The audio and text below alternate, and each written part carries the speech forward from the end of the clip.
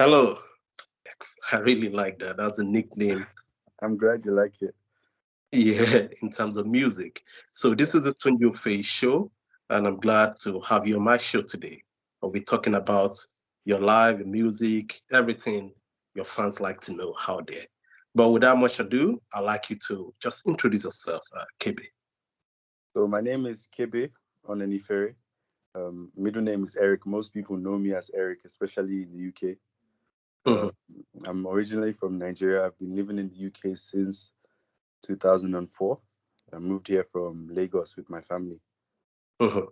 I studied at the University of Southampton. Also studied in the Nigerian law school as well. I'm a qualified lawyer. I live in the UK in Hertfordshire. Okay. Your music a little about that. Yeah. So my music really started in 2009. When I was young, it was my passion. I would come back from school every day. The first thing I wanted to do was get on the keyboard. So that's how it started, and I spent years. I had friends around me, all also musically inclined. On weekends and summer holidays, they would come to my parents' house. We would sit in the studio all day and we would try out new things, practice, especially on the keyboard. My friends, they used to rap, some used to sing. So I'd record them. I was mostly the engineer. So Oh, that's really how it started. So I would record them. And yeah, and ever since I've been doing that, and we've just been doing it like that, just something that we love doing. We get together, we have practice sessions, we write music. And then in 2013, I went off to uni.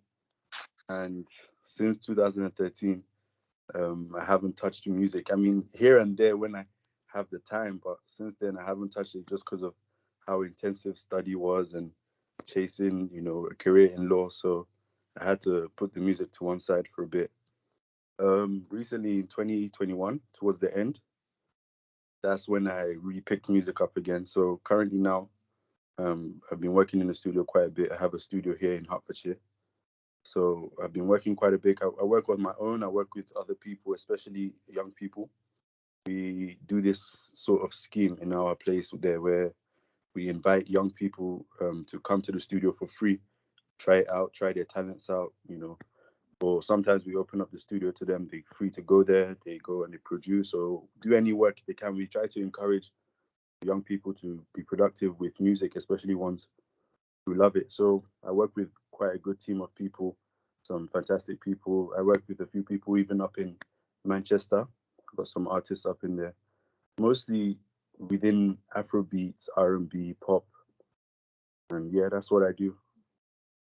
so you did mention you allow some youths to come use your studio for free.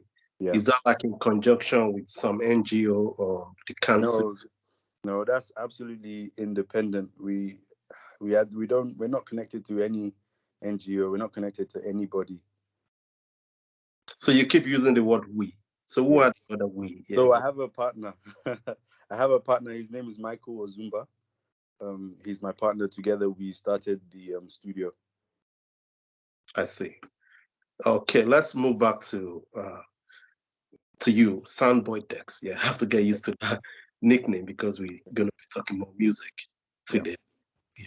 So from law to music, what's the connection? Where's the next? Yeah. I get this question a lot, even from my parents. They're Mhm. quite they're quite surprised that I'm able to do both. But music is, it's a passion that, like I said, it started when I was young. It was something I was very diligent in. I was very driven to do. If you gave me the option whether to go out or stay home and stay in the studio, every single time, stay in the studio. So having had that upbringing at a young age, it's just a passion of mine, and I've been able to grow my skill, grow my talent, through putting work into it. But in terms of a connection between the two, there isn't much connection between the two. If I'm honest with you, there isn't much. So you would think you are more like a kind of guy who is multi-talented, sort of. Uh, yeah, definitely, definitely. I Ha- think. Sorry, go ahead. Like an onion with many layers. Yes, exactly. Yeah, Okay, I get that. So it's good for you, and I think it's good for the society. I'd like to have, you know, more talents or yeah, more talented guys. yeah, So yeah, it's good for us, for all of us, including me in yeah, the entertainment industry. So yeah. I want to know, do you also draw? Is that also part of your talent? Are you into the art? Yes. I can design here and there. Um, for some friends, sometimes I have friends who um need some sort of design done. Mostly, usually business, mostly like um e-commerce, some even some artwork as well for music as well. So I can do those things, but very on rare occasion do I have the Sorry time. to interrupt you, because why I Yeah, asked that question yeah, was I know in your one of your tracks, in yeah, fact, the everyday struggle, now so it yeah, be. So yeah, we have women, market women, typically yeah, in a market setting, yeah, yes. in a rural setting, yeah. So was that your artwork? No, that artwork is not by me. That artwork is by a man in Lagos. His name is Ume. He's the one that did that artwork, and I chose that artwork because for that song, especially with that song, that song was really about expressing, the day to day bustle of life, and I think possibly that's how law maybe has to connect with the music. When I'm not doing law, I'm doing music. So the music was just a time to reflect, a time to relax, reflect on, our day-to-day struggles that we go through. And also, when I made that song as well, I was really thinking about my time in Nigeria. And I was just thinking about, wherever you are in the world, what really connects, a lot of people is our day-to-day lives. And for some people, especially even me as well, is business as well. So that picture I felt just really captured that, because in Nigeria there were times I would go to the market. It's such uh, a a crazy place. You see all types of things. You see people marketing, selling, everyone just trying to make a living. So that's the story behind that artwork, and it was by that man, Ume. Wow, fantastic. So that brings me actually to my next question, and I think they are connected. Because if you look at Fela's works, his records, they've got artworks and all that. And your instrumentals, they sound very much Afrobeat. Are you mainly inspired by Fela Kuti?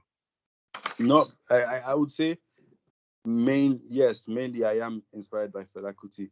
There are other I think I have other inspirations as well, especially within music. I think people like Burna Boy. There's a producer who used to produce for Burna Boy, Lyric. There's so many talented people within Afrobeats that I'm just influenced by quite a lot of people. There's a lot of talent going on there. So Okay. Do you see yourself, because you also said you were into hip hop at some point, if I'm yeah, correct? yeah, You actually said that earlier on in this particular interview itself. yeah. So do you rap, or what else do you do? No, I don't rap. I You don't. can't rap. I wish I could rap, but I can't rap. No, I don't rap. I listen to a lot of hip hop as well. Um, Sometimes I produce for hip hop artists as well. Um, Regarding Afrobeats, Afrobeats for me is really my core. When I'm making music, I try to stay very much as close to myself as I can. And growing up, these those were the kind of music I fella and things like that. Those are the kind of things I would hear around the house, my dad playing it. So that style of music just really resonates with me. So when I am making music of my own self and not for another artist, it's straight to Afrobeats anytime. Is it because Afrobeat, like you said, maybe because of your law background, you want human rights, you Yeah, want justice in the society, and these yeah, are core Afrobeat, not this new yeah, type yeah, or this Afrofusion thing. Is more yes, entertainment, but yeah. Afrobeat, sends a message, Yeah, political. absolutely. I'm just like I'm so chuffed that you would say that because you've taken all the words literally from my mouth. And when I am making music and I say, what really represents what I do and what's closest to me, and it's Afrobeat because Afrobeat, or the original Afrobeat, is really about sending a message, it's about communication with the people. It's about commonality, and as you know, the origins. That is really what that's about. And for me as well, you know, from my law background, you know, trying to get into public policy, that really just speaks more of who I am than especially the new kind of Afrobeats. So that's why when I'm putting out music of my own self, it's definitely Afrobeats. I Great. feel like that's the music that best represents me. Hmm. Because you should be able to reflect yourself in your artworks, no matter Yes, yes, of art, yes, yes, including yes, music. yeah, Okay. I was thinking because and naturally at this juncture, we are normally whenever we have artistic people, musicians especially, we let them give us a performance, a track or two if they yeah. can. Do you really sing? I know you produce, you write. So You know, I would love to be able to sing something, rap something for you, but the truth is, in terms of talent and skill, when it comes to vocals, you know, out of five, I give myself a two, and for me, that's very low. So I wouldn't, you know, I wouldn't sit here and say, yeah, I can do something like that. I do write music, however, you know, I have a lot of songs that I've written, and which are literally just waiting for me to pass on to someone who does sing to be able to bring that to life. But personally, in terms of vocals, very minimal, very that's minimal. not your department. So No, let's no. wrap it. Yeah, Okay. But one thing, let's get creative around this because you've got a lot of instrumentals. yeah, Nice still. yeah. Can you hum it? Maybe like just hum your Okay, just so this the time. the, the song, the one Everyday Struggle Nasoibi. So that song really, when the saxophone comes in and is doing the call and response, what the saxophone is really saying is Nasoibi for Niger, and that's how the search track goes, and that's the chorus of the song. In due time, I do hope to have that published with, you know, the full songwriting with the vocals as well. I think that when people hear it with the vocals as well, they'll really understand the message behind the song. So you talk about the vocals, or you Yeah, already say you give yourself 2/10. That's yeah, not going to sell an album. So yeah. does that mean you're going to have some, like in Afrobeat, they used to have these girls behind Fela, Yes, yes, yes, falling to the backup. So when you do your yes. instrumental, they maybe they will say something like, "Nah, so he be like, I'm not Like even that. listening." Exactly, Is exactly. that the plan? Okay. That is that is exactly the plan. The As I spoke earlier, the girl in Manchester is a Nigerian girl. Her name's Abiola. She's the one that usually does handles, you know, most of my vocals when I'm producing. And also, there's another artist I work with. Her name is Ren. So definitely, I do tend to pair both of them up and create that, just as you've said. So do you think this is not like a bit of let's look at the economics, Yeah, the financial side of yeah, everything we do to look at the financial side. yeah, yeah. So do you think you wish you could sing, at least you could make all the profit for yourself that way, but now you have to pay Abby or you have to pay uh, um, yeah, I do wish I could sing. Definitely, I do wish I had, you know, better command of my vocals. But currently, as I speak to you, that isn't the case. In terms of profit, you know, at the moment, especially with the songs that I'm putting out, is I don't know that these will. I don't expect these to sell massive records. You know, also with the fact that, you know, at this stage we have a different sound that's popular. But, you know, and when I did decide to start releasing the stuff that I make, you know, I asked myself, do I want to make money from this, or like, you know, what is it really about? And me deciding to go down this route is, I said, you know what, I'm not really going to focus on profit and the money and whatnot. This is literally a talent that I've had for ages, and I don't want to have it sit dormant and do nothing with it. So I want people to enjoy it. I want to be able to put out a message out there, you know. I want to be able to communicate with people, conversate with people, and you know, do things like that. So at the moment, um, in regards of profit and things like that, yeah, I've kind of left that out because I know that what I really love doesn't sell records, but that's okay. That's okay. okay, I like that. I'm beginning to link it to some kind of musician like Majek Fashek. There's no Yeah, amount of Majek Fashek that will yeah, make him happy in his lifetime unless you let him sing. yeah, Many people have said that even when he wasn't physical, I mean, he was having these challenges, the depression thing and all that. yeah, People try to give him car, they give him house, they want to control him. I just said, no, just give me my guitar. They Yeah, just want to sing. yeah, Uh, yeah, uh, they are not commercial musicians. yeah, You yeah, see yourself yeah, in that yeah. category? Yeah, definitely. Especially in the moment now, as time comes, I am really about freedom of expression. As much as currently now this is the sound that I'm loving and is where I want to stay. In the meanwhile, that's not to say that I won't have any sort of development. As time goes on, there might be times I do dabble in.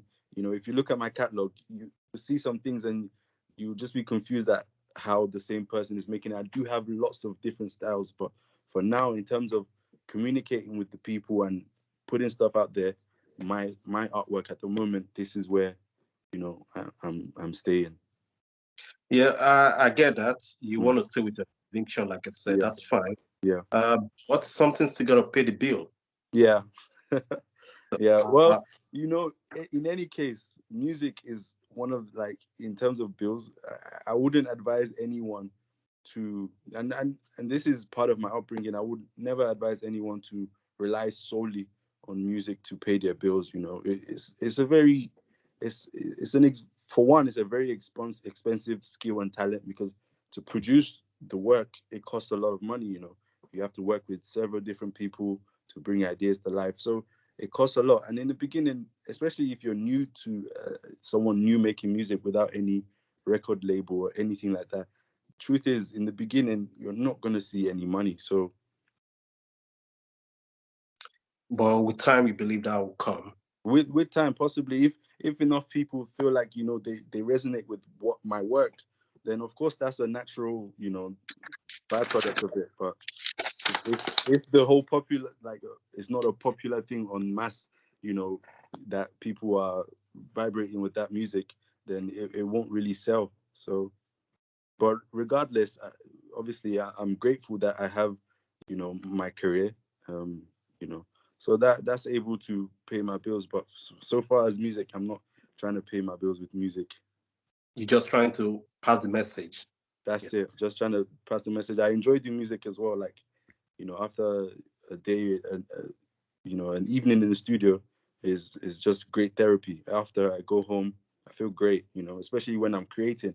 And it also, even in other things I do, it just, music is really, a lot of the times, is about perseverance, is about practice, and that skill, that attitude, helps me in all parts of my life. Really, just practice, persevere, learn and adapt, and apply what you're learning. And so in that way, it helps me with my whole life. So for viewers watching this, there's another message Kebe has just passed on to us, that music itself can be a therapy. So whatever department, whichever way you involve in music, is a win-win situation. Yeah, If I'm correct, yeah. yeah, exactly. Mhm. So I was also, checking through your works and all that. So I came across this beautiful one called Jolly De Go. It's another nice sound. Yeah. But I discover there are other guys, two Nigerian guys actually have tracks. I think one is reggae, one is Nigerian hip hop rap, Nigerian rap, with the same title, Jolly Mm. De Go. Yeah. So did you discover this, and how do we tell your own apart? um when I wanted to release the song, um you know just again thinking about the message. And for me, having just released the track, which was Everyday Struggle, Mhm. having been in that mindset now, the resolution to that mindset is, jolly to go, which is, in life, you have to enjoy your life, whatever you're doing. And that's another key message, is that as you're going in life, you won't always have or be exactly where you want to be, but you still have to enjoy that journey. And then I searched up the track, I saw other guys had used that name, but regardless, I said, this is really the message. And I don't mind that. If anything, to me, that validated why I chose that name, because it's like, obviously, other people are of this same idea, which is good. That was good to see. So in terms of, you're a lawyer, in terms of copyright, where Yeah. does that put? I mean, you can't really copyright. I mean, from where we come from, Nigeria, that's language. That's an old saying. It's a very very old saying. So no one can try to have a monopoly on that in terms of trademark or copyright. That just wouldn't work. That's obviously one of the rules with trademarking and copywriting. Okay. I was gonna say let's leave Nigerian factor out of it, but Mm. legally speaking, Yeah, so it's fine, right? yeah, yeah, I'm not a lawyer, so I have to ask yeah, this thing. yeah, yeah, All right. I also, you mentioned earlier on that you were away for 9 years. yeah, Do you not think that was too long for someone who want to build a career in music? I know you say you're not a commercial artist, but yeah, so many great artists, Bob Marley themselves, if you look at their works, they can also fit into the category of non-commercial artists. yeah, But yet they made groundbreaking records and all that. yeah, So do you not think university was not enough excuse because so many people go to the Olympics from the university, they do things yeah. as Now, you're absolutely right. Well, 9 years is a very long time. When I did the maths the other day, I myself was surprised. It is a long time, and in that time, it's not that I didn't touch music at all. It's just that there was no particular consistency or structure to what I was doing. It was just one-off studio session here and there, maybe every 6 months or so. So yes, it was a long time, but I mean, for me, I'm happy to now have picked it back up, and in a way, it's almost as like a new life. And there are skills that I had then. I haven't lost them, and in fact, I think that 9 year break was good because coming back to it, I'm surprised at the development I've had, and I haven't really been practicing more. I'm still able to make my music, write original music, which to me just confirmed why I should stick with it because clearly it's just an innate talent.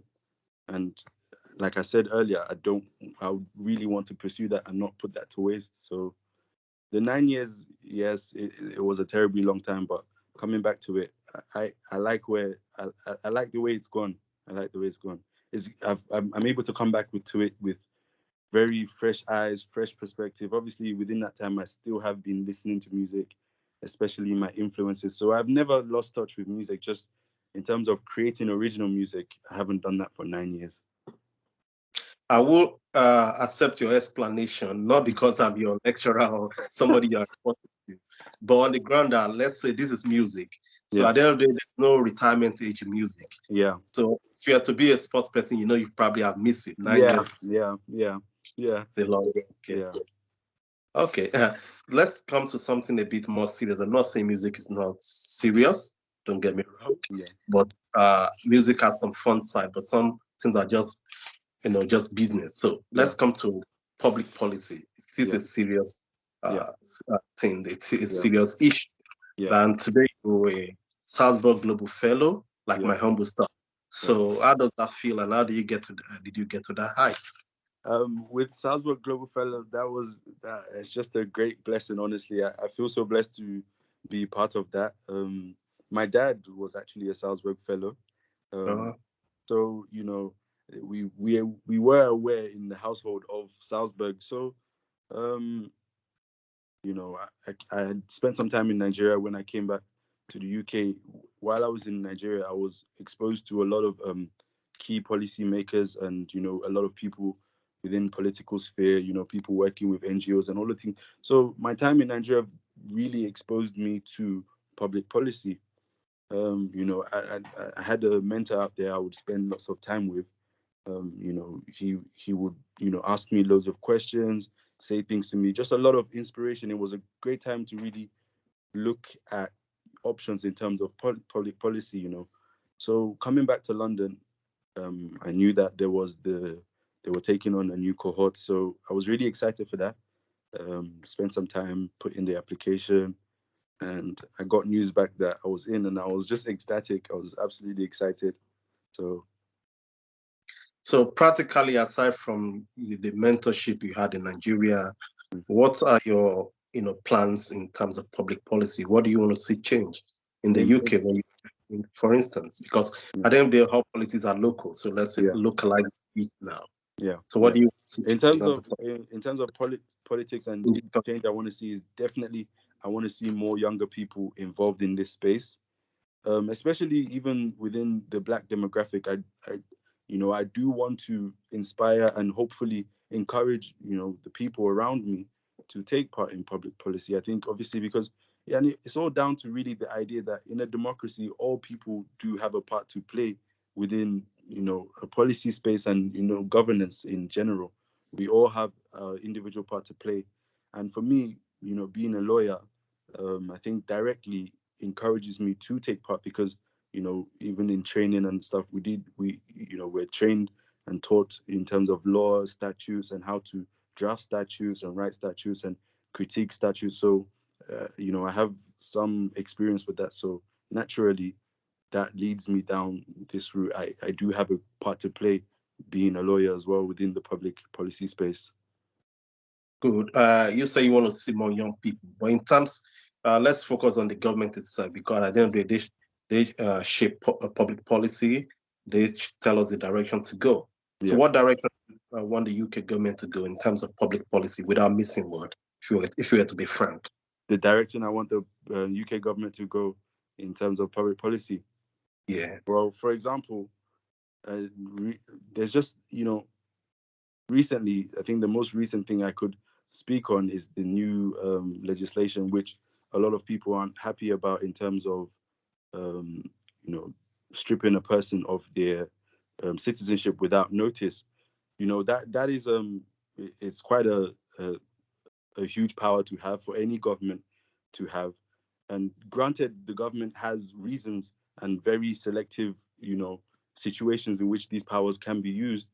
But I think in general, the government should always be in line with the people, and especially when you have public outcry of people condemning this new piece of legislation, you ought to listen to these, legislation. So in terms of which way I want the UK to go, is I want the UK to be more in touch with what the people want as opposed to, just doing their own thing. I think the government should always consult, listen to the general consensus of the people. I mean, that really is what democracy is about.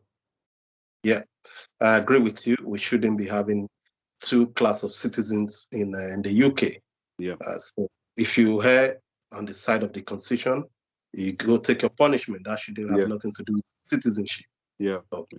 Yeah, we are on the same page on that, and I think yeah. that's a brilliant contribution from a Salzburg Global Fellow. That's Thank you, yourself. thank you, All thank right. So let's now move to another thing you aspect of yourself where you've been involved as a player. That's a human right, campaign against human trafficking in you. Yeah, Nigeria. yeah. So are you still on that? And what were your contribution in details, if you can give us? That's So my in terms of human trafficking in Nigeria, and not a lot of people are aware of this problem, and even the people themselves, they, I guess because of the way things are over in Nigeria, they're quite used to that way of life, and they think that it's okay to do that. But what I've been doing is I've been trying to, create more awareness to the fact that once you cross over to a different country, that is actually quite illegal, and if you do that, you fall foul of the law and can end up in prison. So really, what I've been doing is, I have this slogan: if you see something, say something, and it's really just about, if you know that something is happening, this, don't just sit aside and allow it, because especially within that community, the Nigerian community, there's a lot of apathy towards that. There's a lot of indifference. No one sees anything wrong with it. So it's about creating awareness and letting people know that this is not acceptable. So were you doing that in terms of a solo effort, or you doing that in concert with like NGO or government? No, no, not in concert with any NGO or government. So Just, do you think it made a difference in your own personal capacity? well, in my own especially between my own network, I think I've had some success in creating awareness. I've had people who have come to speak to me and say, oh, I actually didn't know that it was this serious. I didn't know that you can go to prison for this amount of years wanting to do this. So in that way, I'm happy that I have been able to create some awareness of people, but within my limited reach. So In the UK, we have some Nigerian NGO that we're in touch with. Their name is Africa. I don't know Yeah. if you have heard about Africa. Yeah. No, I have not heard about Africa. Yeah, I think you should check out their works. Yeah. They might interest you. Yeah. So when you have time, yeah, that's Yeah. just on the side. All Nobody has paid me to advertise right. anything. What? Yeah, Yeah, I will check them out. I'll check them out. all right, that's fair enough. Okay, we're coming to the gradual end of this conversation. Funny how time flies when you're having Yeah. fun. For Yeah. us, it's fun, it's a show, and then we Yeah. just enjoy what we do. Yeah. So, in 5 years' time, in terms of music, where do we see Soundboy Dex? Where are you going to be? In 5 years. in in 5 years' time, in terms of music, first of all, for me, what would make me the most happiest is, you know, improvement in my skill. I think, listening sometimes when I create music, listening back at it, you know, I do like to, critique myself. I always score myself out of 5. So at the moment, in terms of production and composing, I'm giving myself a 3. So in 5 years' time, I certainly want to be giving myself a 5 on my work. So that's one thing. And generally, Sorry, when in you terms say a three, you mean 3/5 or over three 10? over three over five, three Okay, over five, yeah. 3/10 would be poor, but yeah, I was wondering why you scoring yourself so low. no. At the moment, I'd say about 3/5. So definitely in 5 years' times, I do want to be able to give myself on everything I work on a 5 out of 5. Hmm. That would make me happy. And then in terms of um, reception to the music, I do hope um, people enjoy this music. I hope people can want to save it in their playlist and listen to it, and hopefully enjoy the message, or be inspired by the message, or receive something from the music. I mean, that if set number of people can get that from the music, that would make me very happy as well. Additionally, I do want to start working with other artists, especially more established artists. So in 5 years times, hopefully I would Such have as, such as. definitely Burner Boy, without a doubt. Therefore, I think, yeah, I think he for me, I think he's one of the hardest working individuals in the Afrobeat scene. He's done very well. I'm impressed, and also just his music, his kind of music resonates more with me. So that's definitely someone I would want to work with. And yeah, and just keep enjoying creating music. Hopefully, by that time, I would have a chain of studios in the UK where young people can come in, and hopefully a lot of young people grow up from this thing I'm doing and make it as established artists. That would also make me very happy to see that growth. Wow, thank you very much. I should be thanking you on Thank behalf you. of the young people for what you're doing for Thank them you so much. and Thank for doing music for change and not for profit. you. Yeah. That's uh, that's a key lesson to take home from this. Yeah. Everything at the end of the day is not just about the money. Yeah. So lastly, Kebe, I keep calling you Kebe because that's what I'm used to. And That's I fine. think That's fine. That's fine. in 10 years' time overall, as we bring this show to an end, where do you see yourself in overall?